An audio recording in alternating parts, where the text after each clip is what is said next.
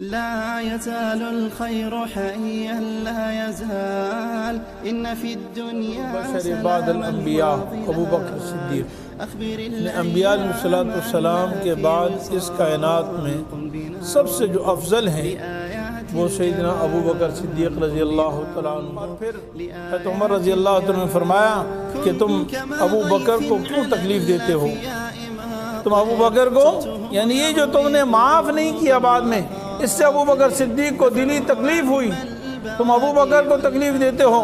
ابو بکر یاد رکھو، ان من امن الناس علیہ فی صحبتی و مالی ابو بکر، اس کائنات میں اللہ کی مخلوق میں اگر کسی کا میرے اوپر احسان ہے تو وہ ابو بکر رضی اللہ تعالیٰ عنہ کا ہے۔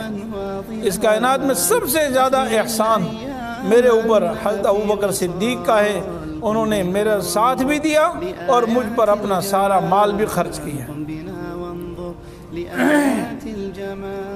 یہ تھے حضرت ابو بکر صدیق رضی اللہ تعالیٰ عنہ کی شان۔ الحمدللہ نحمدہ ونستعینہ ونستغفرہ ونؤمن بہ ونتوکل علیہ ونعوذ باللہ من شرور انفسنا ومن سیئات اعمالنا من یہدہ اللہ فلا مضل له ومن یضللہ فلا ہادی له ونشهد أن لا إله إلا الله وحده لا شريك له ونشهد أن سيدنا ومولانا محمدا عبده ورسوله أما بعد فأعوذ بالله من الشيطان الرجيم بسم الله الرحمن الرحيم إلا تنصروه فقد نصره الله إذ أخرجه الذين كفروا ثاني اثنين إذ هما في الغار إذ يقول لصاحبه لا تحزن إن الله معنا صدق الله العلي العظيم وصدق رسوله النبي الحبيب الكريم ونحن على ذلك لمن الشاهدين والشاكرين والحمد لله رب العالمين۔ سب حضرات درود شریف پڑھیں۔ اللهم صل على محمد وعلى آل محمد كما صليت على إبراهيم وعلى آل إبراهيم إنك حميد مجيد اللهم بارك على محمد وعلى آل محمد كما باركت على إبراهيم وعلى آل إبراهيم إنك حميد مجيد۔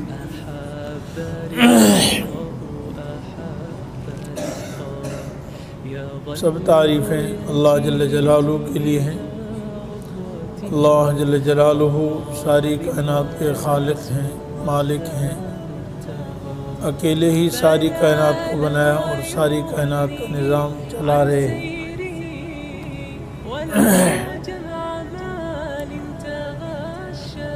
اللہ جل جلالہ نے انسانیت کی ہدایت کے لیے انبیاء علیہ السلام کو بھیجا۔ قرآن کریم میں انبیاء علیہ السلام کے واقعات موجود ہیں اور ان واقعات میں ہمارے لیے عبرت و نصیحت ہے۔ ایسے ہی قرآن کریم میں ان لوگوں کے واقعات بھی موجود ہیں جنہوں نے انبیاء علیہ السلام کا ساتھ دیا، اپنی زندگی اور اپنا من تن دھن دین اسلام کے لیے قربان کیا۔ اس کائنات میں انبیاء علیہ السلام کے بعد جس شخصیت کا تذکرہ ہے، جن کی سب سے زیادہ فضیلت ہے، ان کا نام نامی ہے سیدنا ابو بکر صدیق رضی اللہ تعالیٰ عنہ۔ افضل البشر بعد الانبیاء ابو بکر صدیق، انبیاء علیہ السلام کے بعد اس کائنات میں سب سے جو افضل ہیں وہ سیدنا ابو بکر صدیق رضی اللہ تعالیٰ عنہ ہیں۔ اس لیے آج حضرت ابو بکر صدیق رضی اللہ تعالیٰ عنہ کی فضائل کے متعلق کچھ بیان کریں گے۔ اللہ جل جلالہ ان واقعات کو اور ان کے فضائل کو ہمارے لیے عبرت اور نصیحت کا ذریعہ بنائے، ان سے محبت و عقیدت نصیب فرمائے اور ان کے نقش قدم پر چلنے کی اللہ تعالی ہم سب کو توفیق عطا فرمائے۔ اور سب سے زیادہ اہم بات یہ کہ قیامت کے دن اللہ تعالی ہمیں اللہ والوں کے ساتھ ہمارا حشر فرمائے۔ سیدنا ابوبکر صدیق رضی اللہ تعالیٰ عنہ کو بے شمار فضائل، بے شمار اعزازات حاصل ہیں۔ ایک سب سے بڑا اعزاز یہ ہے کہ آپ نے نبی کریم صلی اللہ علیہ وسلم پر سارے انسانوں سے پہلے، سب سے پہلے آپ ایمان لائے، مردوں میں سے، بالغ لوگوں میں سے اور آزاد لوگوں میں سے۔ اگر کوئی شخصیت سب سے پہلے نبی کریم صلی اللہ علیہ وسلم پر ایمان لائی ہے تو وہ ہیں ابوبکر صدیق رضی اللہ تعالیٰ عنہ۔ حضرت خدیجہ رضی اللہ تعالیٰ عنہ بھی سب سے پہلے ایمان لائیں، لیکن وہ گھر کی عورت تھی، بیوی تھی۔ کمال اپنی جگہ پر ہے، بیوی کا ایمان لانا بھی۔ قرآن کریم میں ان دو بیویوں کا ذکر بھی ہے جو پوری زندگی انبیاء کے خدمت میں رہی، حضرت سیدنا نوح علیہ السلام کی بیوی، حضرت لوط علیہ السلام کی بیوی، لیکن وہ پوری زندگی ایمان نہیں لائیں۔ ضرب اللہ مثلا للذین کفروا امرأۃ نوح وامرأۃ لوط۔ اور اسی طرح اس کائنات کے سب سے بدترین کافر فرعون کی بیوی حضرت آسیہ رضی اللہ تعالیٰ عنہ حضرت موسیٰ علیہ السلام پر ایمان لیا۔ تو یہ تو اللہ تعالیٰ کا فضل ہے، اللہ کا انعام ہے، اللہ کا کرم ہے، جس کو چاہیں اللہ عطا فرما دیں، وہ کسی کے محتاج نہیں ہے۔ فرعون کے گھر میں، ساری دنیا میں اپنے آپ کو انا ربکم الاعلیٰ کہنے والے شخص کے گھر میں بیوی مسلمان ہو گئی، اور وقت کے جلیل القدر پیغمبروں کی بیویاں، دو پیغمبروں کی بیویاں ایمان نہیں لائیں۔ یہ اللہ کا کرم، اللہ کا حکم، فیصلے ہیں، جیسے وہ چاہتے ہیں ویسے ہوتے ہیں۔ بہرحال حضرت علی رضی اللہ تعالیٰ عنہ بچوں میں سب سے پہلے ایمان لائے، حضرت خدیجہ رضی اللہ تعالیٰ عنہ ایمان لائیں، حضرت ام ایمن ایمان لائیں، وہ آپ صلی اللہ علیہ وسلم کی باندی تھی۔ لیکن آزاد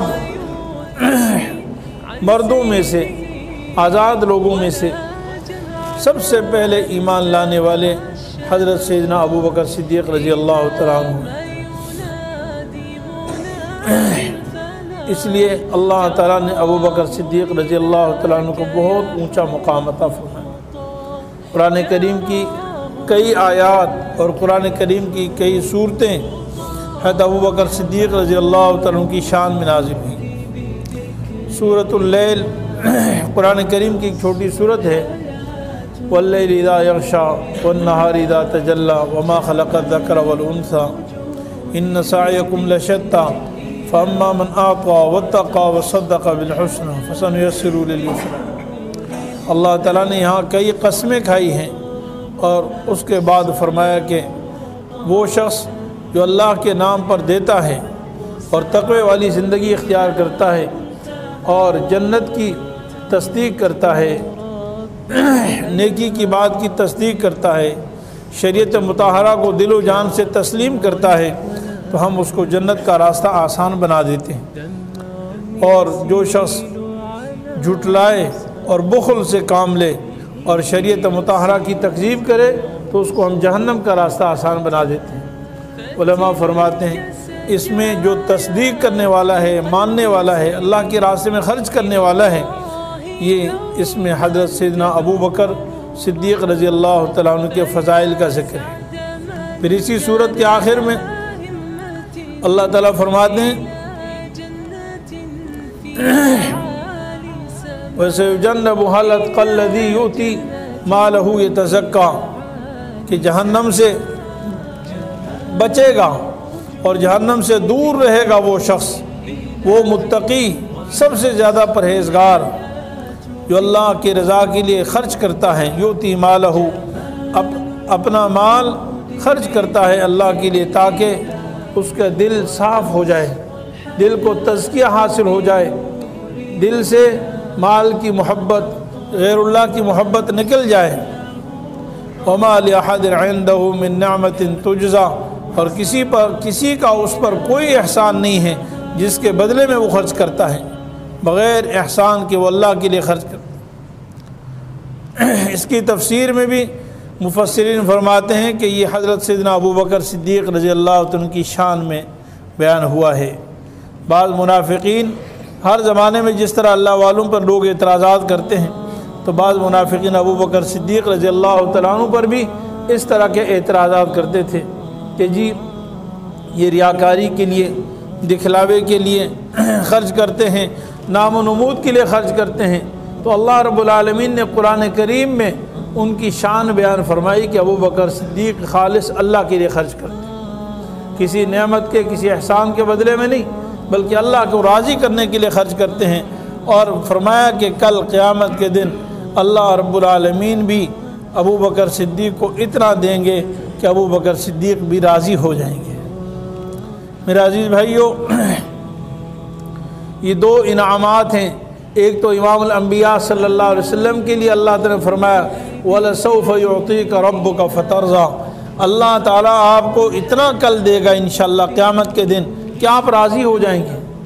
اور دوسرا حضرت سیدنا ابو بکر صدیق رضی اللہ عنہ کے بارے میں فرمایا وَلَسَوْفَ يَرْضَىٰ، آج اس نے اللہ کو راضی کرنے کے لیے اتنا خرچ کیا ہے کہ کل انشاءاللہ اللہ تعالیٰ اس کے بدلے میں اتنا عطا فرمائیں گے کہ وہ عنقریب راضی ہو جائیں گے۔ سیدنا ابو بکر صدیق رضی اللہ تعالیٰ عنہ کو اللہ نے یہ اعزاز بھی دیا کہ آپ صلی اللہ علیہ وسلم کی زندگی کا سب سے مشکل مرحلہ اور وقت اور سفر ہجرت کا سفر ہے۔ قرآن کریم میں اس کا ذکر ہے اِلَّا تَنْصُرُوهُ فَقَدْ نَصَرَهُ اللَّهُ إِذْ أَخْرَجَهُ الَّذِينَ كَفَرُوا ثَانِيَ اثْنَيْنِ إِذْ هُمَا فِي الْغَارِ، اگر تم مدد نہیں کرو گے نبی کریم صلی اللہ علیہ وسلم کی تو اللہ اس کی مدد کرنے والے ہیں۔ جبکہ ان کو کافروں نے مکہ مکرمہ سے نکالا، یعنی سازشیں کی۔ ثانی اثنین، دو میں سے دوسرے تھے، دو میں سے دوسرے، یعنی حضرت نبی کریم صلی اللہ علیہ وسلم دوسرے تھے، اور ٹوٹل نکلنے والے، سفر کرنے والے دو آدمی تھے۔ اذ ہما فی الغار، جب دونوں غار کے اندر تھے۔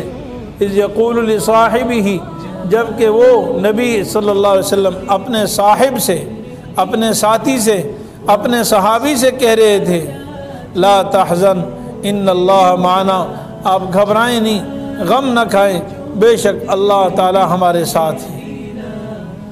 میرے عزیز بھائیوں، یہ حضرت ابو بکر صدیق رضی اللہ عنہ کی شان ہے، اس لیے کہ پوری دنیا جو مرضی کر لے لیکن ابو بکر صدیق کے ہجرت کا سفر کا انکار نہیں کر سکتی ہے، اور اس آیت کے مصداق کا انکار نہیں کر سکتی۔ اللہ تعالیٰ فرماتے ہیں کہ ساری دنیا مل کر نبی کی مخالفت کر لے لیکن اللہ اس کی مدد کرنے والے ہیں، جبکہ نبی اور اس کے ساتھ ایک دوسرا شخص اللہ کے راستے میں ہجرت کر کے غار میں گئے، اللہ نے ان کو حفاظت کر کے دکھایا۔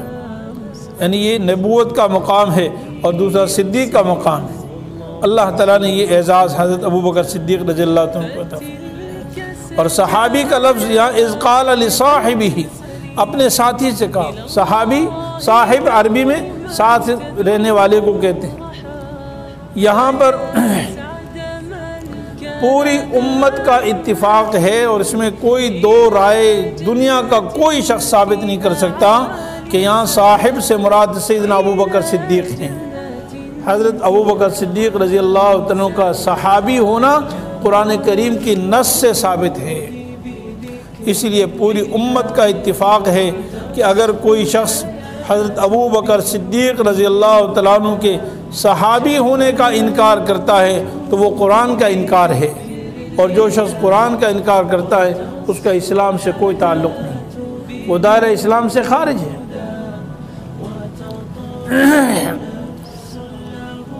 میرے عزیز بھائیوں، حضرت ابو بکر صدیق رضی اللہ تعالیٰ عنہ پر حضور صلی اللہ علیہ وسلم کو بے حد اعتماد تھا، بھروسہ تھا اور انتہائی محبت تھی۔ ایک مرتبہ رسول اللہ صلی اللہ علیہ وسلم نے ارشاد فرمایا کہ میں نے اپنے سارے دوستوں سے بری ہو گیا ہوں، یعنی خلت اور خلیل جو دلی دوستی ہے میں نے اللہ کے سوا کسی اور سے نہیں کی ہے۔ وَلَوْ كُنْتُ مُتَّخِذًا خَلِيلًا لَاتَّخَذْتُ أَبَا بَكْرٍ خَلِيلًا، اگر اس کائنات میں اگر اللہ کے سوا کسی کو دلی دوست بناتا، یعنی اس کائنات میں میرا دلی دوست کوئی نہیں ہے، میں نے دلی دوستی صرف ایک اللہ سے کی ہے، صرف ایک اللہ سے کی ہے، لیکن اگر اس کائنات میں میرا کوئی دلی دوست ہوتا تو لَاتَّخَذْتُ أَبَا بَكْرٍ خَلِيلًا، تو پھر ابو بکر صدیق میرے دلی دوست ہوتے۔ یہ ابو بکر صدیق رضی اللہ عنہ کی شان ہے۔ آپ صلی اللہ علیہ وسلم کو حضرت سیدنا ابو بکر صدیق رضی اللہ عنہ پر اعتماد ہے، بھروسہ ہے۔ حدیث پاک میں آتا ہے کہ ایک دفعہ آپ صلی اللہ علیہ وسلم بیان فرما رہے تھے کہ ایک دفعہ ایک گائے تھی، گائے وہ جا رہی تھی اور کوئی آدمی اس کے ساتھ گائے کے ساتھ چل رہا تھا، اس کے اوپر سامان لاد کے، پھر وہ راستے میں تھک گیا، وہ تھک گیا تو بیل کے اوپر سوار ہو گیا، تو اس بیل کو اللہ نے زبان دی، گویائی کی طاقت دی، اور وہ مڑ کر کہنے لگا کہ دیکھو ہم کھیتی باڑی کے لیے پیدا ہوئے ہیں، ہم سواری کے لیے نہیں پیدا ہوئے، یعنی سواری کے لیے الگ جانور ہے، والخیل والبغال والحمیر، یعنی گھوڑے ہیں، خچر ہیں، گدھے ہیں، یہ سواری کے لیے، لیکن ہم جو ہے ہل چلانے کے لیے، کھیتی باڑی کے لیے۔ تو فرمایا کہ جب رسول اللہ صلی اللہ علیہ وسلم یہ بیان فرما رہے تھے تو اس مجلس میں ابو بکر و عمر نہیں تھے رضی اللہ تعالیٰ عنہما، اور صحابہ کرام نے کہا کہ سبحان اللہ، کیا بیل بھی بولتا ہے؟ یعنی جیسے انسان بولتے ہیں، کلام کرتے ہیں، تو کیا بیل بھی بول سکتا ہے؟ تو نبی کریم صلی اللہ علیہ وسلم نے فرمایا فَإِنِّي أُؤْمِنُ بِهِ وَأَبُو بَكْرُ وَعُمَرُ، تمہیں تو بات پر تعجب ہو رہا ہے، یعنی میں نے جب بیان کیا امام الانبیاء سرور کونین صلی اللہ علیہ وسلم جب کوئی بات بیان کریں تو فوراً بس مان لینا چاہیے، آمنا و صدقنا، ہم ایمان لائے، ہم نے تصدیق کر لی۔ آپ صلی اللہ علیہ وسلم کے بیان کرنے کے بعد کسی مسلمان، کسی مومن کے لیے یہ تو بالکل مناسب ہی نہیں کہ پھر وہ تعجب کرے، کیا ایسا بھی ہو سکتا ہے؟ اللہ سب کچھ کروا سکتے ہیں۔ کیا قیامت کے دن انسان کے اعضاء نہیں بولیں گے؟ قرآن کریم میں ہاتھ بھی بولیں گے، پاؤں بھی بولیں گے، ہمارے یہ جو زبان کا گوشت نہیں، گوشت خود بولے گا۔ اب تو میں بول رہا ہوں نا، میری مرضی سے گوشت بول رہا ہے، یہ زبان خود بولے گی، یہاں تک کہ ہماری کھال بھی بولے گی، یہ کھال بھی بولے گی۔ تو فرمایا کہ فَإِنِّي أُؤْمِنُ، تمہیں تو تعجب ہو رہا ہے، لیکن میں اور ابو بکر اور عمر اس پر 100% ایمان لاتے ہیں۔ یہ آپ دیکھیے، آپ صلی اللہ علیہ وسلم کو نبی کریم حضرت ابو بکر صدیق پر اور حضرت عمر رضی اللہ عنہ کے ایمان پر کس قدر اعتماد ہیں۔ آپ کی عدم موجودگی میں آپ صلی اللہ علیہ وسلم خبر دے رہے ہیں کہ میرا بھی 100% ایمان ہے، اور ابو بکر کا بھی 100% ایمان ہے، حضرت عمر رضی اللہ عنہ کا بھی 100% ایمان ہے۔ حدیث پاک میں آتا ہے ایک دفعہ آپ صلی اللہ علیہ وسلم نے لوگوں کے سامنے مسئلہ بیان فرمایا کہ جو شخص اپنی چادر، ازار یعنی شلوار وغیرہ تکبر سے نیچے لٹکاتا ہے، ٹخنوں سے نیچے ہوتی ہے، اللہ تعالیٰ قیامت کے دن اس کی طرف نہیں دیکھیں گے، اللہ تعالیٰ قیامت کے دن اس کی طرف دیکھیں گے بھی نہیں۔ حضرت ابو بکر صدیق رضی اللہ عنہ مجلس میں کھڑے ہوئے اور فرمایا یا رسول اللہ صلی اللہ علیہ وسلم، میری شلوار، میرے ازار، میری چادر کا ایک کونا نیچے چلا جاتا ہے، کیونکہ آپ کا جسم ذرا نحیف تھا اور کمزور تھے، صحیح میں کوشش کرتا ہوں، بار بار کوشش کرتا ہوں کہ اوپر کروں، لیکن مجھے پتہ نہیں چلتا، پھر نیچے چلا جاتا ہے۔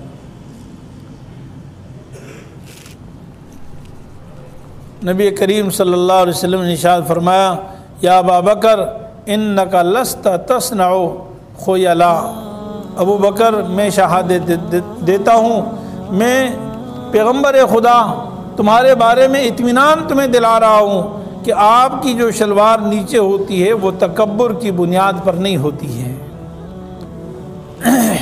یہ ہے حضرت ابوبکر صدیق رضی اللہ تعالیٰ عنہ پر حضور صلی اللہ علیہ وسلم کا اعتماد، بھروسہ، محبت، یعنی جو ان کی دل کی کیفیات ہے اس کے بارے میں بتا رہے ہیں کہ ابوبکر تیرے دل کو میں جانتا ہوں، مجھے اللہ نے اتنا علم دیا ہے، فہم نبوت اور فہم رسالت اللہ نے عطا فرمائی ہے کہ ابوبکر تیرے اندر تکبر کی نام کی کوئی چیز نہیں ہے۔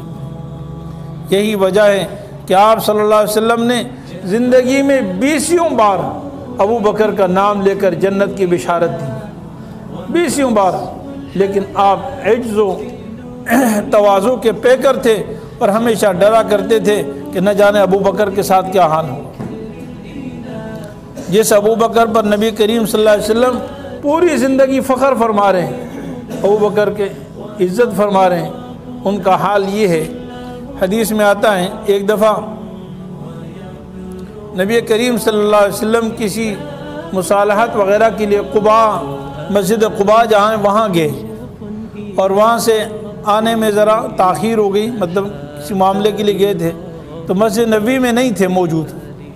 حضرت سیدنا بلال حبشی رضی اللہ تعالیٰ عنہ نے اذان دی، نماز کا وقت جب قریب آیا اور آپ صلی اللہ علیہ وسلم ابھی واپس تشریف نہیں لائے قباء سے، تو ابوبکر صدیق رضی اللہ عنہ کی خدمت میں گزارش کی، کیونکہ ابوبکر کا مقام نبی کے بعد تھا اور سارے صحابہ جانتے تھے۔ ابوبکر صدیق رضی اللہ عنہ سے گزارش کی کہ آپ ہی اب نماز پڑھا دیں، کیونکہ نماز کے لیے نبی کریم صلی اللہ علیہ وسلم آج مدینہ منورہ میں موجود نہیں۔ تو ابوبکر صدیق رضی اللہ عنہ نماز پڑھانے لگے۔ اسی دوران نبی کریم صلی اللہ علیہ وسلم بھی تشریف لے آئے۔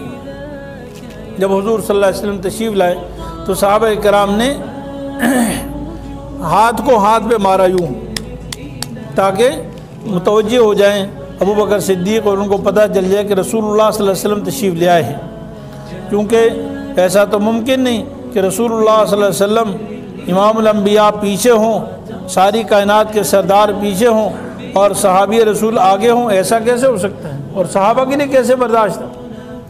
تو بہرحال صحابہ کرام اپنے ہاتھ پہ ہاتھ مارتے رہے، لیکن ابوبکر صدیق رضی اللہ تعالیٰ عنہ جس استغراق کے ساتھ، خشوع خضوع کے ساتھ نماز پڑھا رہے تھے، یقینی بات ہے کہ وہ ان کو پتہ نہیں چلا، یہاں تک کہ صحابہ کرام نے بہت زیادہ زور سے یعنی ہاتھ پہ ہاتھ مارنا شروع کیا۔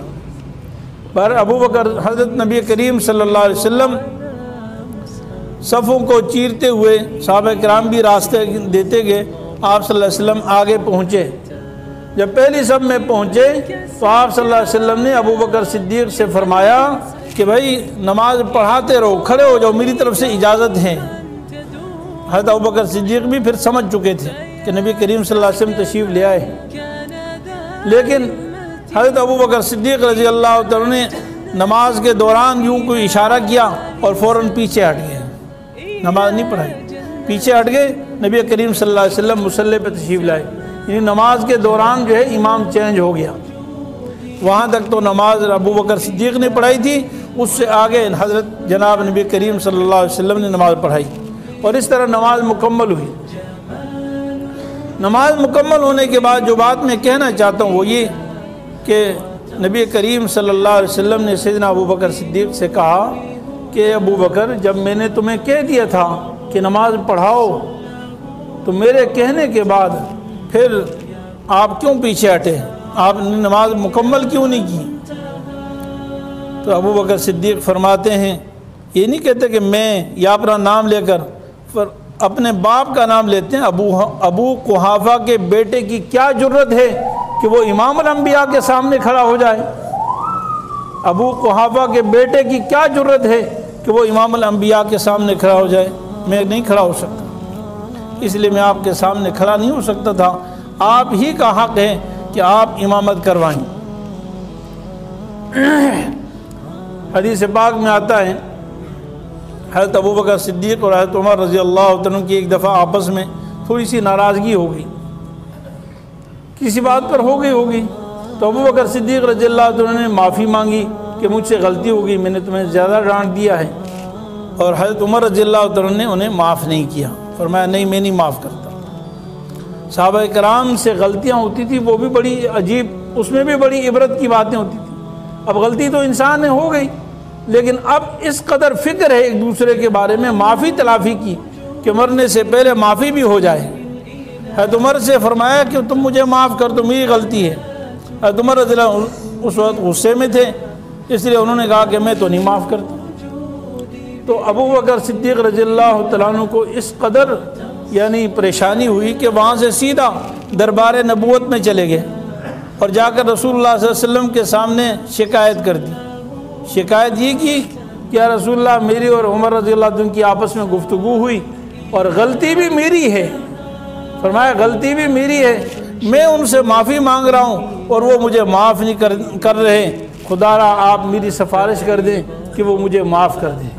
اب آج ہی دیکھیے، تواضع دیکھیے۔ اچھا، ادھر سے سیدنا عمر رضی اللہ تعالیٰ عنہ کے دل میں بھی فوراً اب بات آ گئی، نرمی آ گئی کہ یار آپ سے ابو بکر صدیق معافی مانگ رہے تھے اور تم نے کیوں نہیں معاف کیا؟ اس لیے حضرت عمر ان کے پیچھے آ گئے اور کہا کہ ابو بکر صدیق کو دیکھوں کہاں چلے گئے۔ تو گھر دیکھتے گھر نہ ہوتے تو سیدھا دربار نبوت میں ہوتے تھے۔ تو بہرحال پیچھے سے ابو بکر صدیق حضرت عمر رضی اللہ عنہ بھی تشریف لے آئے۔ جب حضرت عمر رضی اللہ عنہ تشریف لائے تو حضرت عمر رضی اللہ عنہ نے فرمایا کہ میں نے انہیں معاف کر دیا ہے۔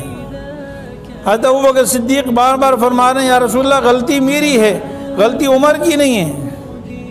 آپ صلی اللہ علیہ وسلم نے نبی کریم حضرت ابو بکر صدیق رضی اللہ عنہ کی دعا فرمائی کہ اللہ تعالیٰ ابو بکر صدیق کو معاف فرما دے۔ اور پھر حضرت عمر رضی اللہ عنہ نے فرمایا کہ تم ابو بکر کو کیوں تکلیف دیتے ہو؟ تم ابو بکر کو یعنی یہ جو تم نے معاف نہیں کیا بعد میں، اس سے ابو بکر صدیق کو دلی تکلیف ہوئی، تم ابو بکر کو تکلیف دیتے ہو۔ ابو بکر یاد رکھو، ان من امن الناس علیہ فی صحبتی و مالی ابو بکر، اس کائنات میں اللہ کی مخلوق میں اگر کسی کا میرے اوپر احسان ہے تو وہ ابو بکر رضی اللہ تعالیٰ عنہ کا ہے۔ اس کائنات میں سب سے زیادہ احسان میرے اوپر حضرت ابو بکر صدیق کا ہے، انہوں نے میرا ساتھ بھی دیا اور مجھ پر اپنا سارا مال بھی خرچ کیا۔ یہ تھے حضرت ابو بکر صدیق رضی اللہ تعالیٰ عنہ کی شان۔ اور فرمایا کہ تم ابو بکر صدیق وہ شخصیت ہیں جب میں نے کہا کہ لا الہ الا اللہ، اللہ کے سوا عبادت کے لائق نہیں، تو تم سب نے مجھے جھوٹا کہا، تم سب نے یہ کہا کہ کذبت، تو جھوٹ بولتا ہے۔ اور ابو بکر صدیق نے فرمایا کہ صدقت، تو نے سچ کہا ہے۔ تو سب سے پہلی تصدیق کرنے والے ابو بکر صدیق رضی اللہ عنہ۔ تو میرے عزیز بھائیوں، اللہ رب العالمین نے حضرت ابو بکر صدیق کو بڑی شان عطا فرمائی تھی، بڑی عزت اور بڑی عظمت عطا فرمائی تھی۔ آپ صلی اللہ علیہ وسلم حضور صلی اللہ علیہ وسلم کے جانشین تھے۔ آپ صلی اللہ علیہ وسلم جب بھی کوئی بات کرتے تھے تو وہاں ساتھ میں یہ ہوتا کہ چلا میں اور ابو بکر و عمر، اور ہم بیٹھا میں ابو بکر و عمر، اور فلاں کام کیا میں نے اور ابو بکر و عمر نے۔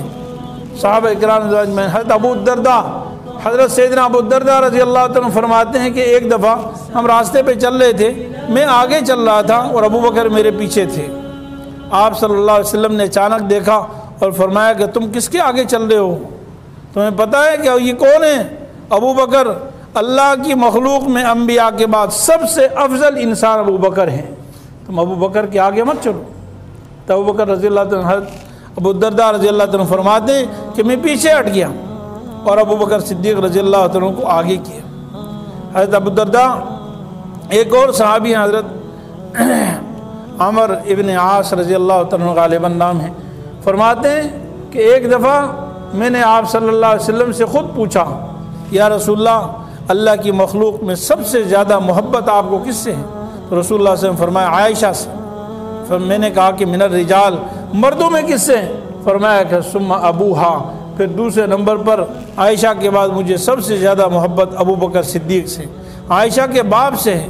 پھر میں نے پوچھا اس کے بعد کس کا نمبر ہے؟ فرمایا پھر سیدنا عمر فاروق رضی اللہ عنہ فرمایا، اور اس طرح چند افراد کے شمار فرمائے۔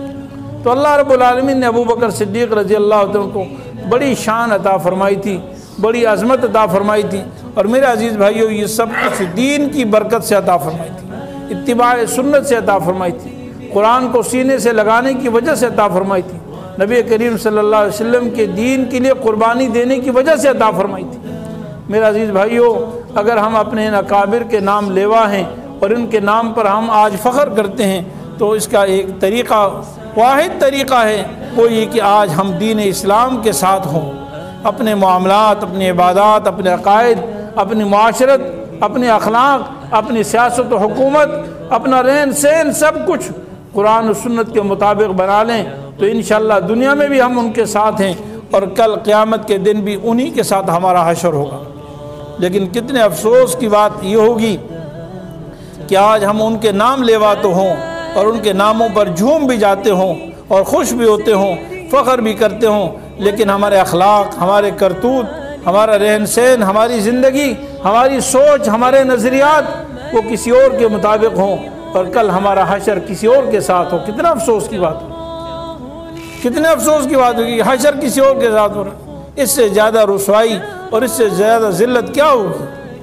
اللہ تعالیٰ سے دعا ہے، دعا فرمائیں اللہ رب العالمین ہمیں اپنے ان اکابر کے نقش قدم پر چلنے کی توفیق عطا فرمائے، ان سے صحیح محبت نصیب فرمائے، ان کی اتباع نصیب فرمائے، اور کل قیامت کے دن اللہ رب العالمین خالص اپنے فضل سے، کرم سے، انعام سے، احسان سے اللہ تعالی ہمارا حشر انہی لوگوں کے ساتھ فرما دے۔ وآخر دعوانا ان الحمدللہ رب العالمین۔ Thanks for watching. Don't forget to like, comment, share and subscribe to Mufti Noor Muhammad, famous scholar.